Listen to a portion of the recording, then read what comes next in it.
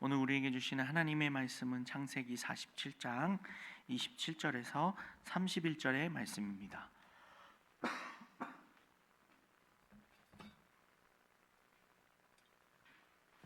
창세기 47장 27절에서 31절의 말씀 한 목소리로 봉독하여 읽겠습니다.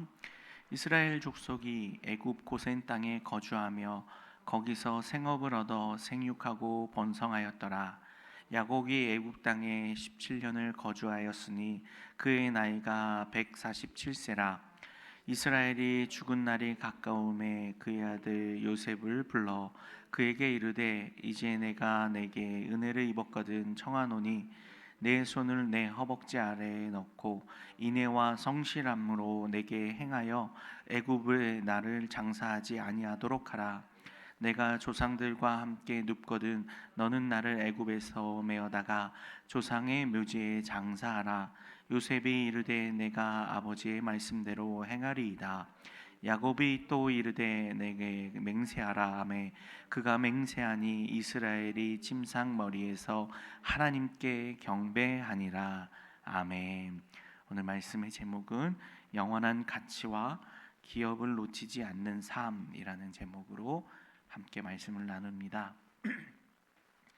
오늘 애굽에 정착하게 된 야곱과 야곱의 가족들, 그들은 이제 하나님이 축복을 주시고 복을 주셔서 번성하고 생육하게 됩니다. 그리고 야곱이 이제 그 연수가 다하여서 이제 하나님 앞에 돌아가는 죽음을 맞이하는 시기가 오게 되었음을 야곱이 직감하게 되고 깨닫게 되고 이제 그 죽음 앞에서 자녀들에 대한 유언을 남기려고 합니다. 특별히 요셉을 불러서 가장 중요한 유언을 남깁니다. 이제 이 애굽에서 자신이 생을 마감하지만 자신의 삶을 마감하는 이 애굽 땅에 장사하지 말고 하나님이 약속하신 가나안 땅, 특별히 그들이 거주하였고 또 아버지 조상 때였던 아브라함 때부터 준비되었었던 장사지 막벨라 굴에 자신을 장사하여 달라. 그곳에 자신의 조상들과 가족들이 장사되어 있었기 때문이죠. 그리고 그곳에 장사하여 달라라는 그 중요한 유언을 남기게 됩니다. 내용 관찰 문제 1번을 먼저 보겠습니다. 이스라엘 족속은 애굽에서 어떤 삶을 살았습니까? 27절 말씀을 함께 읽어보겠습니다. 이스라엘 족속이 애굽 고센 땅에 거주하며 거기서 생업을 얻어 생육하고 번성하였더라 라고 말합니다. 이스라엘 땅에서 야곱과 또 그 자녀들이 가나안 땅에서 기근을 맞아서 그들이 생사가 위중할 때 이제 애굽에서는 하나님께서 예비하신 대로 요셉에 의해서 그 기근을 예비되어 있었고 그 사실을 알았던 야곱과 그의 자녀들은 애굽으로 이주하게 됩니다. 그리고 그곳에서 우리가 이번 주 내내 살펴보았던 대로 요셉의 지혜와 또 요셉이 행한 일들로 인해서 그 땅에서 거주할 수 있게 됩니다. 야곱이 처음 이 애굽에 들어왔을 때 요셉이 이미 예비한 대로 그들이 하던 목축업을 하고 있었다는 것을 바로에게 이렇게 알리게 하고 또 그로 인해서 바로가 이 야곱의 가족들에게 고센 땅에서 정착하여 살 수 있도록 배려를 합니다. 그리고 또 그들이 보기 좋아하는 땅 라암셋 땅도 취할 수 있도록 그런 많은 배려들을 하고요. 그 이후에도 기근이 계속되는 동안 요셉이 어떻게 했습니까? 이스라엘 자신의 가족들뿐만 아니라 가나안과 애굽에 있는 모든 백성들을 다 먹여 살릴 수 있도록 그리고 그들이 삶을 다시 한번 새롭게 할 수 있도록 리셋할 수 있도록 그들의 가지고 있었던 재물과 또 땅까지도 다시 모으게 됩니다. 바로에게로 모으게 되고 그것을 다시 분배하게 되죠. 종자도 주고 또 바로의 땅을 경작할 수 있게 하면서 자신만이 이 축복과 은혜를 누리는 것이 아니라 그 축복과 은혜들을 흘려보내는 역사들을 보게 되었습니다. 이로 인해서 야곱의 가족들 그리고 요셉은 더욱 풍성하여지고 더욱 풍요로워집니다. 그래서 생육하고 번성하라. 이 말에 많이 익숙하지 않으십니까? 창세기 1장에서부터 이미 하나님께서 하나님의 백성들에게 아담과 하와에게 주셨던 명령이기도 하면서 또 아브라함이 이제 아버지 친척집을 떠나서 가나안으로 이주할 때에 창세기 12장에서도 약속하여 주셨던 그 생육하고 번성하고 그 땅에서 축복을 얻게 하시겠다는 그 축복이 이제서야 실현되기 시작합니다. 근데 여기서 우리가 좀 이 부분을 놓치지 않고 좀 봐야 합니다. 왜 하나님께서 야곱과 그 하나님의 자녀들에게 약속의 땅 가나안에서 생육하고 번성하지 않고 애굽 땅에서 번성하게 하셨을까요? 우리가 이 의문을 가지고 계속해서 말씀을 살펴보기 원합니다. 내용 관찰 문제 2번입니다. 야곱은 죽을 날이 다가오자 요셉에게 무엇을 부탁합니까? 30절 말씀을 읽어보겠습니다.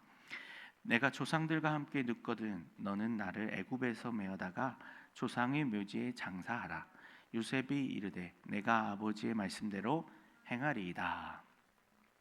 야곱은 이 애굽 땅에 장사하지 말고 조상의 묘지가 있는 가나안 땅에 장사하여 달라. 특별히 막벨라 굴에 장사하여 달라라고 부탁합니다. 그곳에는 아브라함이 햇사람 에브론에게서 돈을 주고 매입한 가나안 땅 마므레 앞 막벨라 굴이 있었고 그곳에는 아브라함, 사라, 이삭, 리브가, 레아가 장사되어져 있는 가족 묘지였습니다. 하나님께서 복을 주시고 하나님께서 가나안으로 이주하라고 처음 말씀을 주셨던 아브라함 때부터 그 굴에 그 장지에 묻혀 있는 것이죠. 이 부탁은 가나안 땅이 하나님께서 이스라엘 백성을 위해 예배해 주신 유일한 기업이라는 사실을 믿고 확신한 신앙에서 근거한 것입니다. 단순히 그냥 거기에 우리 선산이 있으니까 오늘날 우리에게 따지자면 선산이 있으니까 거기에 묻혀야지 이런 것으로 끝나는 것이 아니죠. 그곳이 진짜 하나님이 약속하여 주신 축복의 땅이고 그리고 더 중요한 것은 육신의 죽음으로 인생이 끝나는 것이 아니라는 것을 믿고 있었다는 것이죠. 아브라함의 자손 족장들은 자신의 죽음을 완전한 종말로 보지 않고 있었습니다. 그들은 육체의 죽음은 단지 하나님께 그리고 이미 하나님께 돌아간 선조들에게로 옮겨가는 하나의 과정으로 이해했다는 것이죠. 그래서 부활신앙, 하나님께로 나아간다는 신앙을 가지고 있었다는 것을 우리가 여기서 알 수 있습니다. 영과 묵상 문제 3번을 계속해서 보겠습니다. 야곱은 왜 요셉에게 자신을 가나안 땅 조상의 묘지에 장사해 달라고 부탁합니까? 말씀드린 것처럼 그의 신앙 안에는 그의 믿음 안에는 죽음이 끝이 아니라는 믿음이 있었고 또 가나안 땅이 하나님께서 나에게 예비하여 주신 땅이다. 그리고 그곳에 진정한 축복이 있다라는 것을 믿었습니다. 생각해 보면요, 가나안 땅에서는 큰 축복을 받지 못했어요. 인간적으로 보면요, 거기서는 풍요로움도 누리지 못했고 생육하고 번성하는 일도 그렇게 크게 일어나지 못했습니다.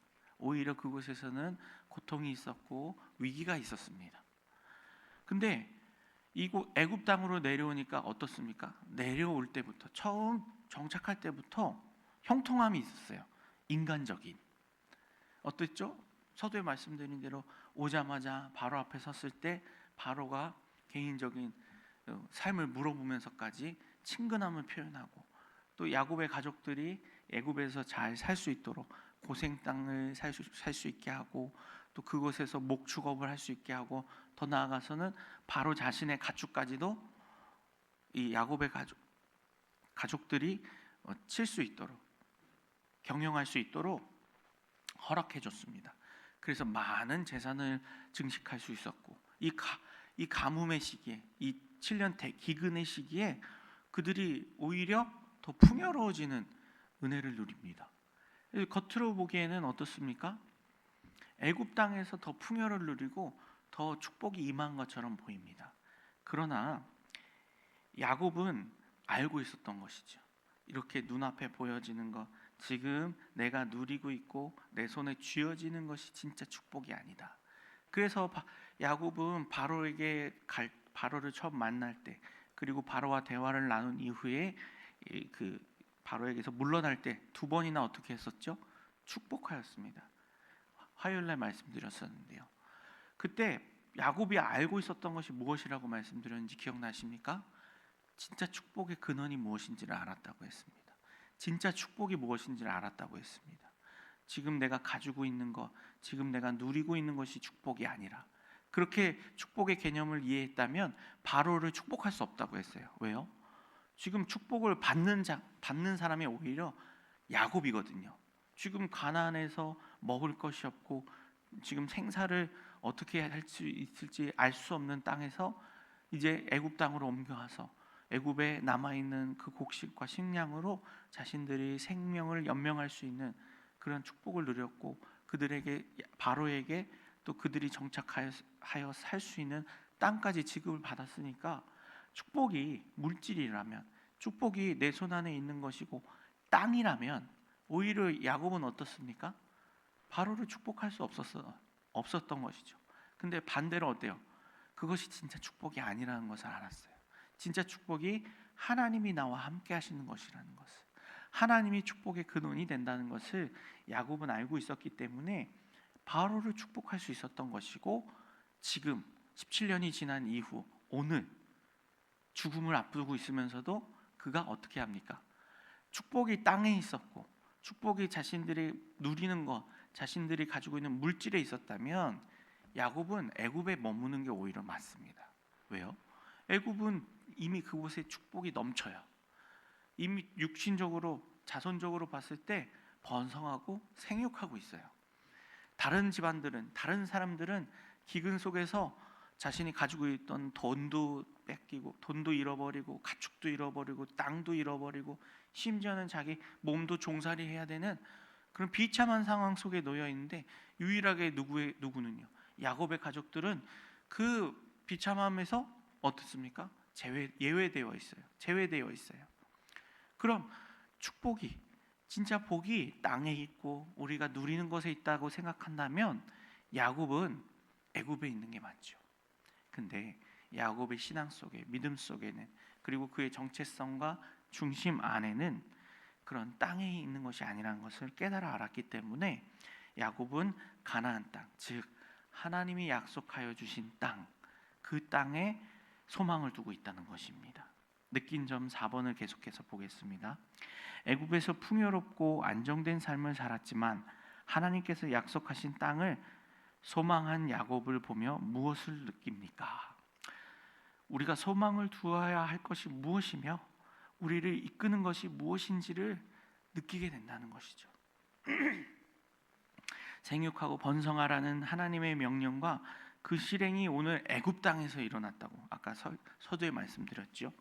근데 하나님은 그럼 왜 하나님이 약속하여 주신 백성을, 약속하여 주신 땅에서 번성하게 하지 않으셨을까요? 왜 애굽에 와서야, 이제서야 번성하게 하셨을까요?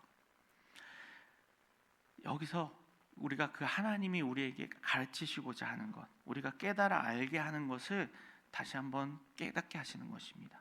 번성은 땅이 주는 것이 아니라 하나님이 주는 것임을 알게 하십니다. 가나안 땅에 있을 때는 이곳이 약속의 땅이니까 이곳에서 우리가 번성할 거야, 생육할 거야, 땅을 의지하고 살면, 여기가 하나님이 약속해 주신 땅이니까 복 주신다고 했잖아. 그렇게 땅을 의지하고 땅이 복을 준다고 생각한다면 가나안 땅에서 복을 받는 게 맞지요. 그죠? 근데 복을 주고 생육하고 번성하는 진짜 축복을 주는 것은 땅이 아니라 하나님인 것이죠. 그래서 하나님께서는 창세기 46장에서 이미 말씀하셨죠. 4절과 5절에서요. 네가 가나안으로 내려가라.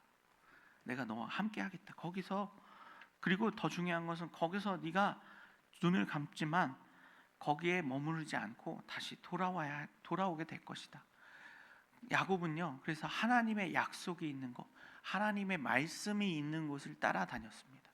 그리고 그 하나님이 있는 곳을 따라갔을 때 진짜 번성과 생육함에 축복이 임하였다는 것이고, 그리고 진짜 축복은 그렇게 번성하고 생육하는 것이 아니라 하나님이 나와 함께 하시는 것이 진짜 축복이라는 것이죠. 즉 하나님이 주신 곳이 아니라 하나님과 함께 하는 것이 축복과 번성의 근본임을 우리가 깨달아 알아야 하는 것입니다. 오늘 야곱의 모습을 통해서, 야곱의 신앙을 통해서 하나님은 오늘 저와 우리 성도님들에게도 이 진짜 본질의 신앙, 하나님이 기뻐하시는 신앙을 갖기를 원하시는 것입니다. 두 번째는요, 지금은 애굽 땅에서 번성하고 총리의 집안으로 기득권을 차지하고 있지만 우리가 아는 것처럼 400년 후에는 어떻게 되죠? 종이 됩니다. 야곱의 가족들, 그의 후손들이 종이 되어서 고통받고 핍박받고 울부짖게 된다는 것을 알게 됩니다. 이것을 통해 한 번 더 우리는 느끼게 됩니다. 지금 눈앞에 보이는 것, 안락함과 부유함이 선한 것이 아니라, 즉 주어진 조건이 선한 것이고 축복이 아니라 하나님의 말씀이 선한 것이고 축복이라는 것을 깨달아 알아야 합니다. 선한 것이라는 것은 무엇일까요? 윤리적으로 도덕적으로 착하고 좋은 것이랑은 다르다고 생각합니다. 그것은 선함이란, 하나님의 선함이란 생명과 구원이 있는 것을 선함이라고 말할 수 있습니다. 단순히 윤리적으로 착한 사람들, 도덕적인 사람들은 세상에도 많습니다. 오늘 바로도 착한 사람인 것 같고 선한 사람인 것 같아요. 왜요? 요셉에게 이 기근을 총괄하게 하고, 또 요셉이 하는 정책들, 그리고 요셉의 가족들 다 포용하지 않습니까? 심지어는 애굽에 있는 많은 백성들에게 조세제도를 개혁했잖아요. 그 당대에 고대 조세제도는 어떻다고 했죠? 자신들이 거둬들인 소출의 절반을 혹은 3분의 1을 왕에게 바치는 것이 그 시대의 통상적인 조세제도였는데, 요셉이 조세제도를 개혁했어요. 5분의 1을 드리는 것으로, 20%로요. 그리고 나머지 5분의 4는 누가 갖습니까? 그 경작한 자들이 갖는 거예요. 그 경작한 자들의 신분은 뭐예요? 종이에요. 그럼 왕이 자신의 종들에게, 백성들에게서 더 많은 세금을 걷는 것은 권리라고 주장할 수 있어요. 근데 바로는 권리를 주장하지 않습니다. 그냥 그 조세제도 개편을 받아들이고 이것이 400년 넘도록 이어져요. 그래서 이스라엘 백성들이 출애굽할 때까지도 오늘에 이르렀다라고 얘기하죠. 그게 이제 출애굽 이후의 시간을 말하는 거거든요. 상황을 말하는 거거든요. 그때까지 그 조세제도가 계속 이어지거든요. 그럼 선함이라는 것이 착하고 남을 배려하는 것, 남을 좋게 하는 것이 단순히 선함이라고 생각한다면 바로왕은 선한 사람입니다. 근데 바로왕이 진짜 선한 게 아니라는 것은요, 그가 하는 윤리적이고 도덕적인 행동이 선한 것이 아니라 그 행동 속에, 그 삶 속에 생명이 있는가, 구원이 있는가, 그 행동이 그 사람을 참된 생명으로 인도하는가가 진짜 선함이에요. 그래서 부모가 자녀를 혼낼 때가 있지 않습니까? 정말 나쁜 짓을 하면 부모는 어떻게 해야 돼요? 자녀를 혼내고 바르게 교육해요. 그게 선함이죠. 근데 아이의 입장에서 착한 거, 내가 하기 좋은 것만을 해주는 게 선함이라고 인식한다면 부모는 선하지 못해요. 근데 선함이라는 개념 속에 그의 생명을 구원하는 것, 그가 바른 길로 살아가게 하는 것이 진짜 선함이라면, 그 선함은 지금 오늘 어떻습니까? 바로가 주는 게 아니라 하나님이 주시는 것이에요. 하나님이 400년 후에 왜 종살이를 하게 했을까요? 그들이 오늘 우리가 보았던 것처럼 그들의 생각 속에 이미 풍요로운 것, 먹고 살기 좋은 것, 자신들이 원하고 갖고 싶은 걸 누리는 것이 축복이라는 잘못된 개념이 자리 잡게 됩니다. 애굽에서 살면서요. 애굽의 문화와 애굽의 정신이 이스라엘 백성들에게 들어가게 돼요. 그래서 그것이 아니라는 것을 하나님이 깨닫게 하시려고 그들에게 종살이를 시키고 고통을 당하게 하고 결국엔 어떻게 합니까? 출애굽해서 참된 구원과 생명으로 인도해 가십니다. 이것이 진짜 선함이기 때문이죠. 그래서 오늘 하나님께서는 이 본질을 깨달아 알게 하시려고 이 모든 상황을 조성하시고, 지금 당장은 애굽에 있는 것이 좋은 것 같고, 애굽에서 자신들의 손에 쥐어진 것들, 요셉을 통해서 총리 집안으로서 이제는 기득권을 누리고 많은 것들을 갖게 된 이 상황이 좋은 것 같지만 이 상황이 진짜 좋은 것이 아니라는 것을 깨달아 알고 하나님 주신 약속의 땅, 지금은 기근으로 인해서 황폐해져 있고 아무것도 없는 땅이 되어버린 가나안 땅을 소망하라고 하시는 것입니다. 왜요? 그곳에 진짜 선함이 있기 때문에, 그곳에 진짜 구원이 있고 그들을 생명으로 인도하는 길이 있기 때문에, 하나님의 말씀이 있기 때문에 그곳을 향하고 거기에 소망을 두라고 오늘 이 야곱의 고백과 유언을 우리에게 듣게 하시는 것입니다. 오늘을 사는 저와 우리 성도님들도 동일합니다. 오늘도 우리는 여전히 애굽의 삶을 추구합니다. 말은 아니라고 하지만 애굽에서 누리는 생육하고 번성하는 축복을 오늘도 저와 우리 성도님들은 기대합니다. 오늘 하루 새날을 시작하시면서 누가 고통당하길 원하시겠습니까? 누가 아무것도 없는 가나안 땅, 무덤밖에 남아있지 않아요. 가나안 땅에 거기에 있는 가족들 아무도 없어요. 이제 그 땅을 소망하겠습니까? 근데 야곱은 왜 그 땅을 소망했다고요? 그곳에 하나님의 말씀이 있기 때문에, 그곳에 진짜 하나님의 축복과 하나님의 선함이 있기 때문에, 지금 이 땅에서의 삶이 내가 끝이 아니라 죽은 이후의 삶, 막벨라굴에 묻혀서 조상들이 갔던 그 길을 따라가는 그 인생이 진짜 구원이 있고 선함이 있는 것이기 때문에, 즉 하나님께로 나아가는 인생이 진짜 축복받은 인생이고 구원받은 인생이고 선함을 얻는 인생이라는 것을 알기 때문에 아무것도 없는 저 가나안 땅에다가 장사 지내달라라고 하는 것이죠.